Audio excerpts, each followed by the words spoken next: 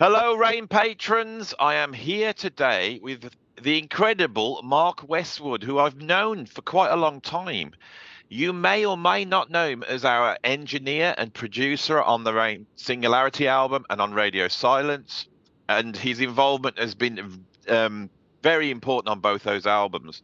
But actually, me and Mark and John Jowett Mark go back a long way. So we'll be chatting about all that type of stuff and lots of prog stuff. So I'd like you to say hello to Mark Westwood. Hello, Mark. How are you? Hi, Andy. Long time. Yeah. How you doing? All right. I'm all right, matey. So, what are you up to today? Well, actually, I'm editing drums, funnily enough, for another band's album, and I've got a band rehearsing next door. Hopefully, you can't hear them. I can hear it. If I really listen, I can hear in the background the dulcet tones. Proud Mary. Proud Mary, yes. So, how long have you had that studio there for? The studio's been here for about 12 years. I think I got involved probably about 10 years ago. I sort of met up with a friend of mine called Damien, and he built this place to jam with some friends. That was his actual words. I'd love to jam with some friends. I'm going to build somewhere. And he built this ridiculous studio with a shower and everything, which has never been plumbed in properly. Yeah. And he invited me over to have a look around, and I just offered him, see if he wanted some help. And he said, "Do you want to get involved?" And I said, "Yeah." So that was it. I got involved, and then he decided to go and live in a different country, and sort of left me to it, really. And then the rest of it's history. So you're situated in deepest, darkest Worcestershire, in the Yeah. countryside. It's a lovely setting to make a progressive rock album, isn't it? It's very rural. Yeah, I think for progressive rock, I mean, I think all those, like if Pink Floyd, and they always seem to like to be on farms and things, don't they, to record their albums? Yes. So for the patrons of watching, let's go right back to the beginning. So I first met you when I joined IQ. You were working with IQ backstage, weren't you, doing all sorts of technical stuff? John Jowett's bitch, or John Jowett's. Yeah, but we need to narrow it down a little bit. That's true. With John Jowett, that could be anything, couldn't it? Yeah, I was John's bass tech, basically. That's how I got brought in, and all I did really was on Mike's guitars. Used to do that as well, but predominantly I was brought in for John, really. And you're obviously a guitarist as well, and you've played with loads of progressive rock musicians. So tell them a little bit about what you've done on the playing side. Okay, well, it goes back quite a way. I mean, I knew John through a band called Ark, and then John joined a band with me, and then we sacked him, and that sort of thing. Apparently, this is what he says. It's not entirely true. And then he joined IQ, and he asked me if I wanted to go out on tour with them, with the song, which I did. And I think I was driving a lorry, actually. So I did that, and then I got asked to join Arena as the guitarist in Arena, and I turned that down. I had a friend called John Mitchell, and I said he'll do it, and of course he did, and that's still going.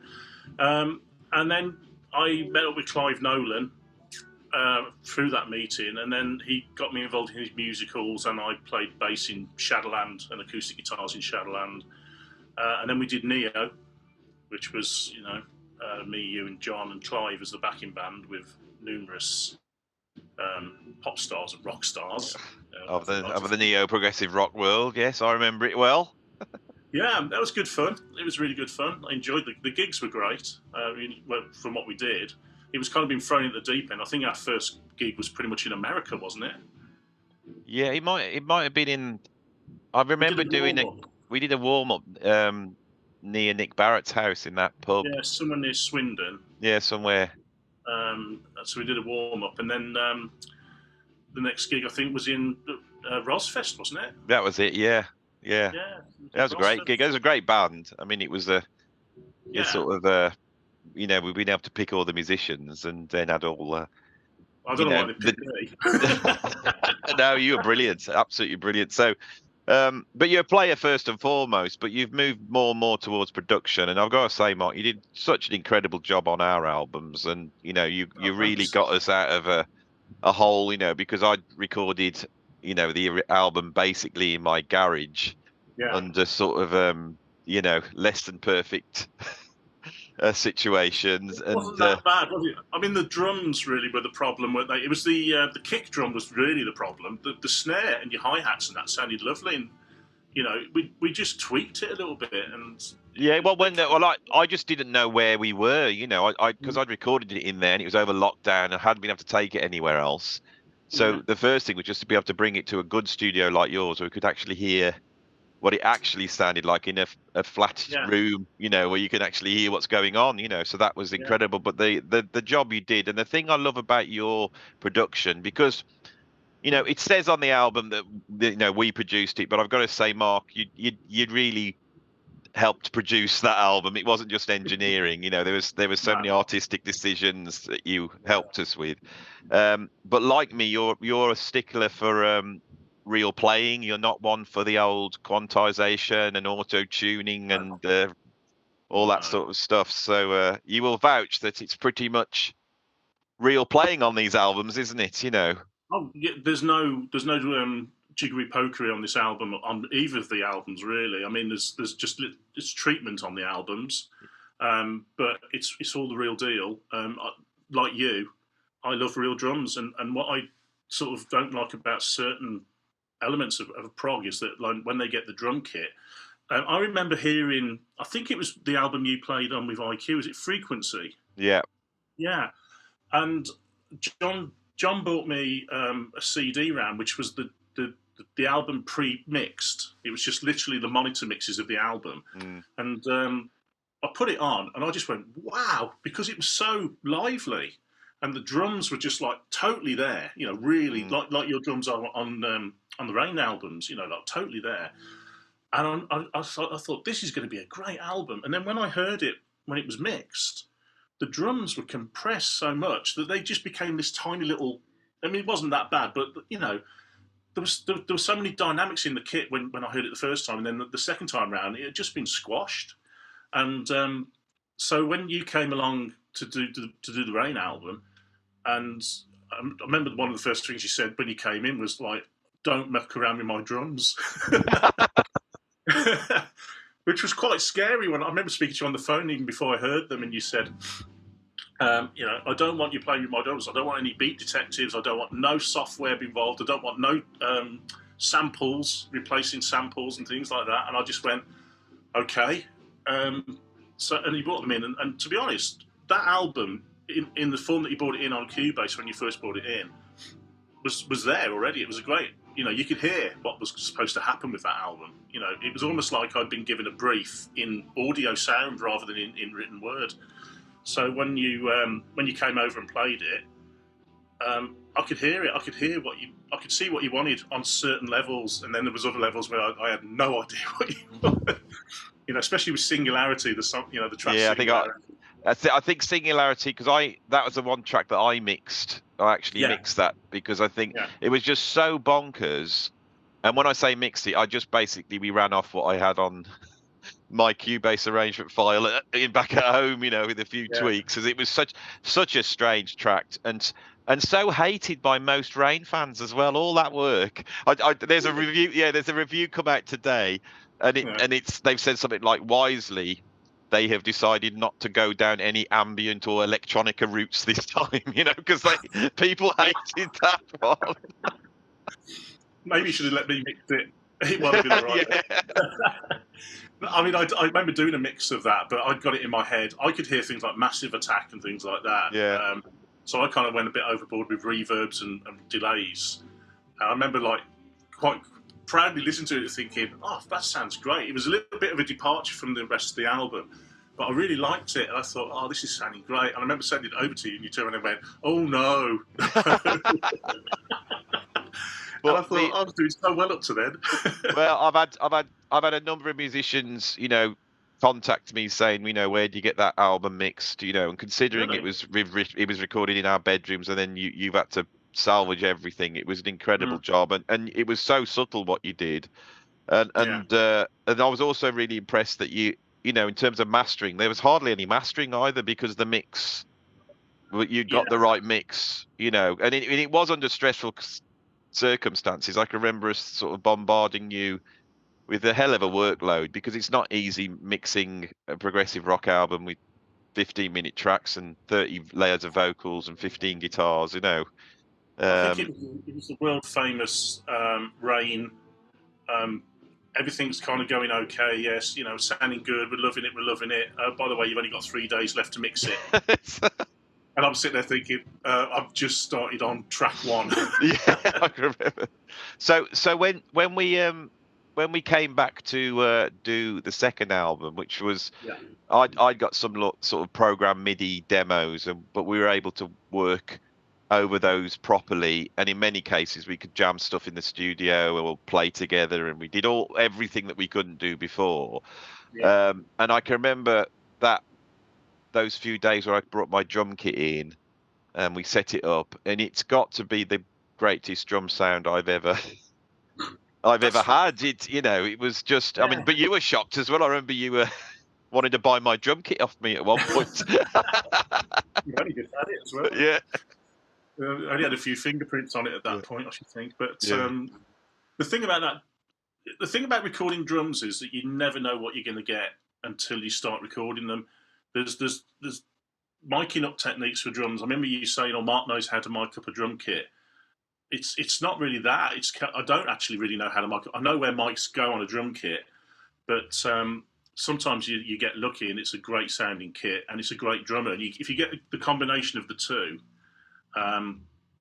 then you're on a winner already, you know. And I mean, I remember you bringing that drum kit in, and I don't think you'd had it very long, had you? No, just picked it up from British Drum Company, yeah.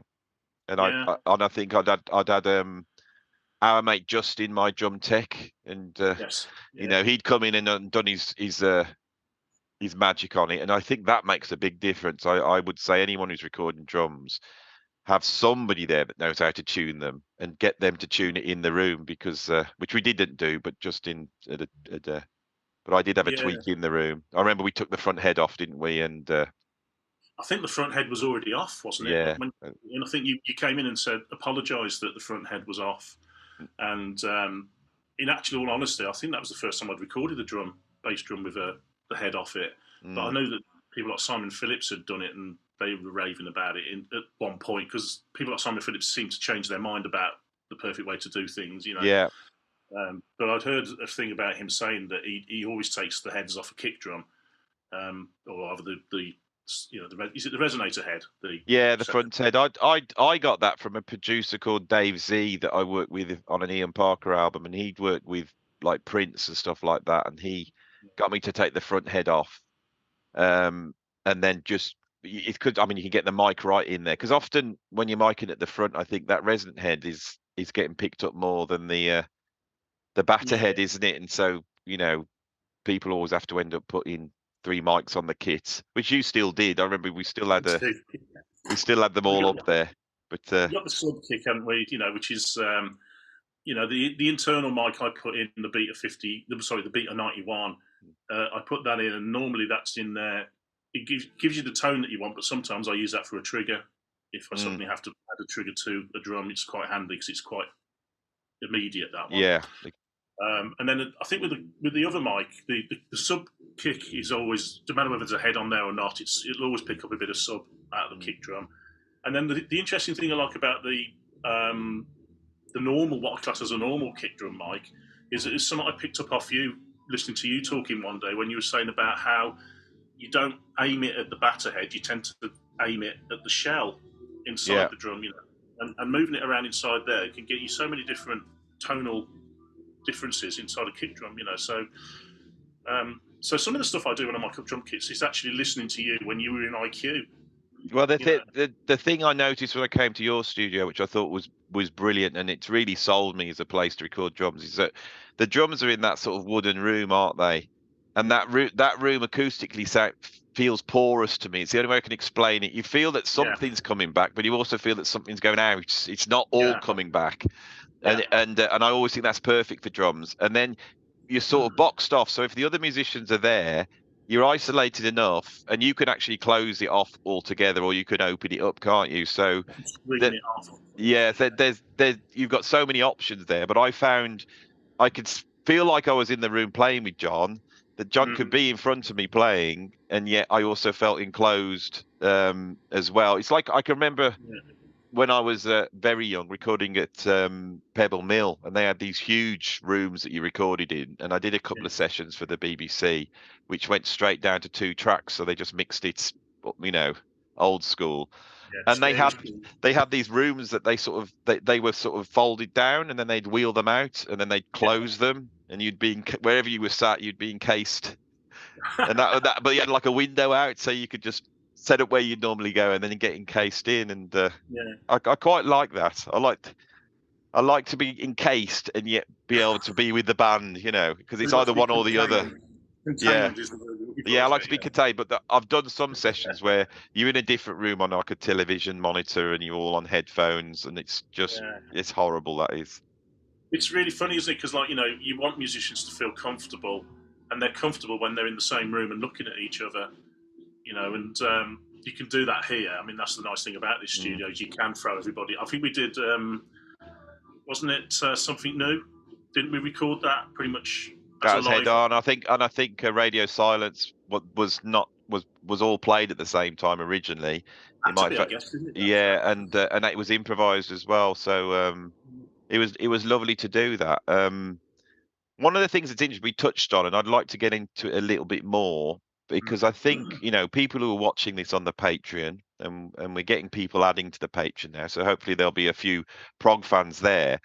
I'm not sure they're quite aware how much jiggery pokery, as you referred to it, producers use, especially on prog albums nowadays. Mm. So can you explain a little bit of what other people are doing? When when we were talking about the autotune and beat detective and Yeah, drum replacement, some of the stuff that's going on that you and me are both not fans of. yeah. Well, I suppose we've kind of touched on the drum thing. The drum. I think the biggest taboo that real drummers hate is Beat Detective, which is a Pro Tools sort of program or plugin, but also I think other programs, like Cubase, and that, I think they've all got their own versions of something that quantizes Yeah. normal audio.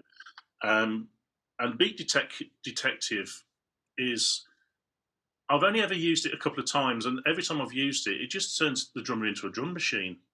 Really, and it takes all the life and all the dynamic out. So, and I know a lot of people use that a lot because everyone's so used to now drums sounding so tight and so rhythmic, like so mechanical. Yeah. That some bands even use drum machines instead of real drummers, and then try to make out that they're actually a drummer playing, but it's a machine. I'm not going to name names because I don't want to get into trouble. But you and me both know who does things like that. A band that I was connected with. Oh, what you connect? I've been connected with so many bands, haven't you? I don't want to get frosty about it. All right, so it's just there. I'll get into trouble now. Anyway, but yeah. So with drums, that's one of the things they do. They overcompress drums a lot in a lot of music at the moment, not just prog, but a lot of music.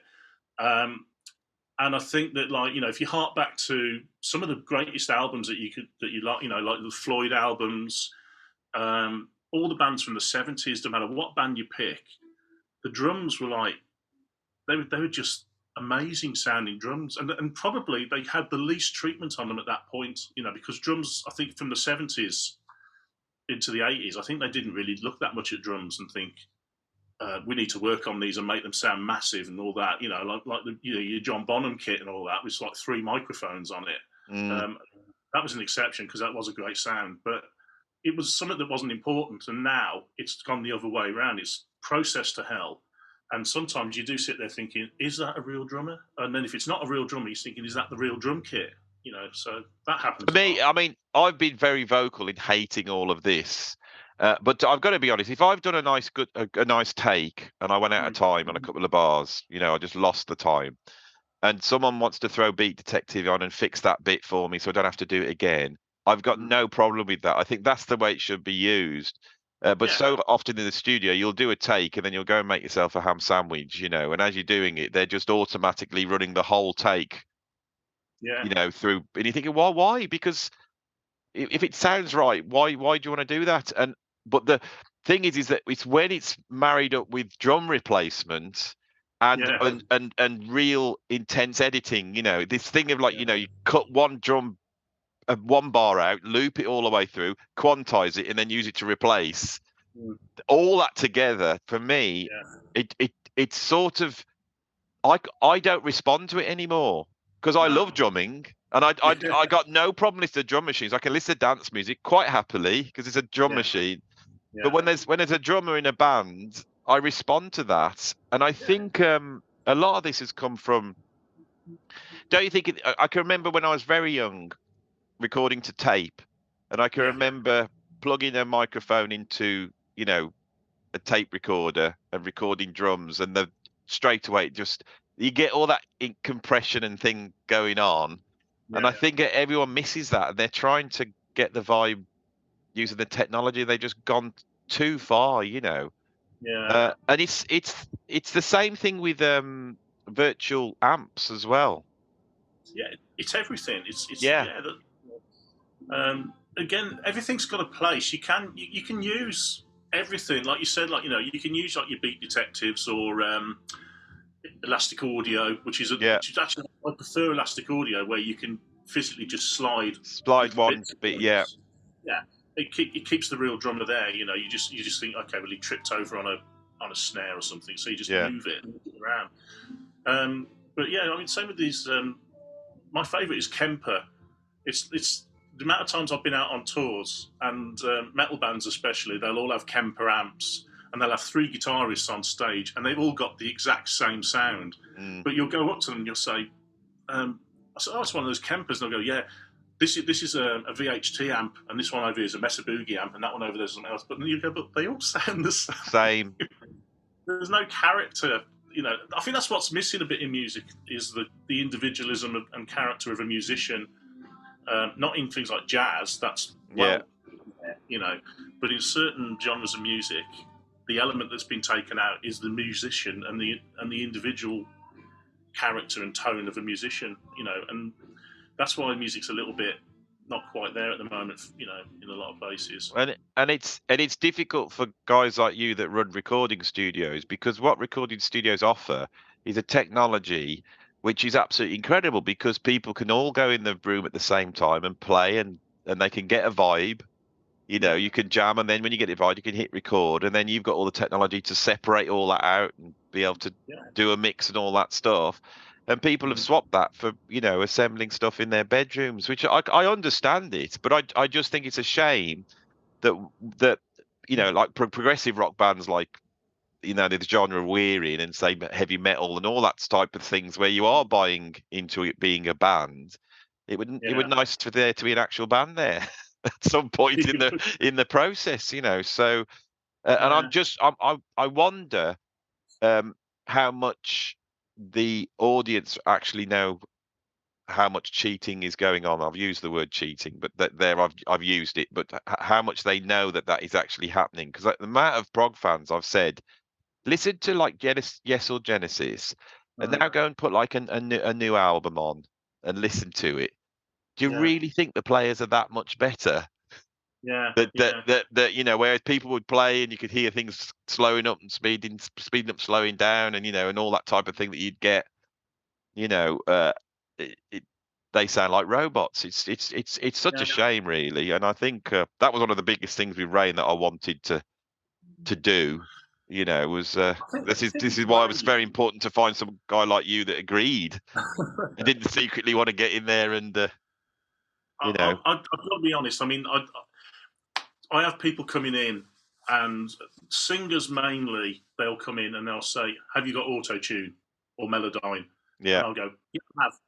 And then they'll say, "Brilliant." And if I worry as soon as someone says that to me. Um, and what I normally say is, "Well, to be honest, you're not going to get to use them." And if it takes like a week of you singing, I want a week of you singing. I want the real voices. I don't want yeah, the cheating. I don't want to fix it in the mix. That expression really annoys me because there's no such thing really as fixing the mix. Everyone's got these little words that they've heard from the past, maybe. Yeah.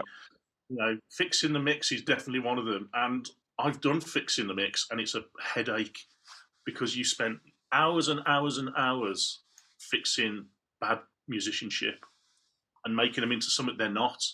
You know, and then people go and see them live and suddenly think, well, they don't sound like they do on the album. So, you know, you get a lot of that. I mean, going back to the Rain albums, both the Rain albums, I didn't actually do anything to the drums as far as timing went. And I know that like there was a couple of places where you said, "Oh, that floor tom's a bit rogue," you know, and I think I did bring it in a bit. You know, there was one that went through the whole of the recording process, and it was always rogue all the way through. And every time you popped over, you'd hear it and go, "That floor tom's a bit rogue." And I'd go, "Yeah, I know." And I think I fixed it on the mix day. Yeah. On the actual day when I mixed it, I moved it in, and I sat there thinking, I wonder if Andy will notice that drum's gone. Well, the thing is that there's stuff that you did where you changed the arrangements right at the end, which means you had to recut drums. You know, into sometimes there's a drum loop at one point, which I love. And I like that because I like the contrast between, big, full, long takes. And then there is a little bit of loopiness and stuff going on. And I love all that, I'm not against all this stuff. It's, it's part of the writing process, really. Yeah, I just think people, they just need to use it creatively. I think that's the real thing, rather than just doing it out of insecurity without even listening. It's as though people don't even listen anymore. They go, right, we've done the vocal, let's start tuning it in. And rather than going through and go, well, I didn't like the way I sang that. Well, go back in and sing it again, because that's what a recording studio can do. You can sing it line by line if you want. I'd rather have that than, somebody just, stretching and tuning vocals in for hours on end. You know what? I think every studio engineer, their kind of dream in a way is to capture a performance of a band, not get perfection. They want a performance. They want to capture that sort of energy and that.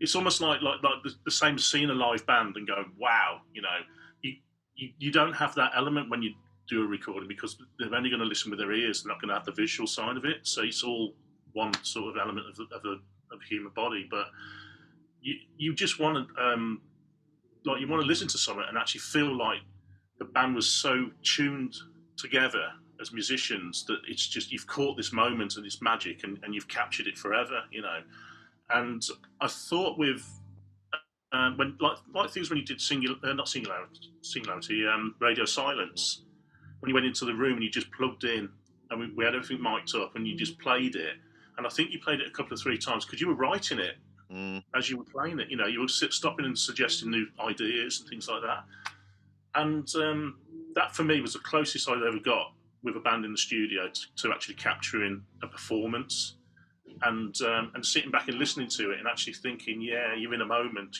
capturing a moment, which was nice.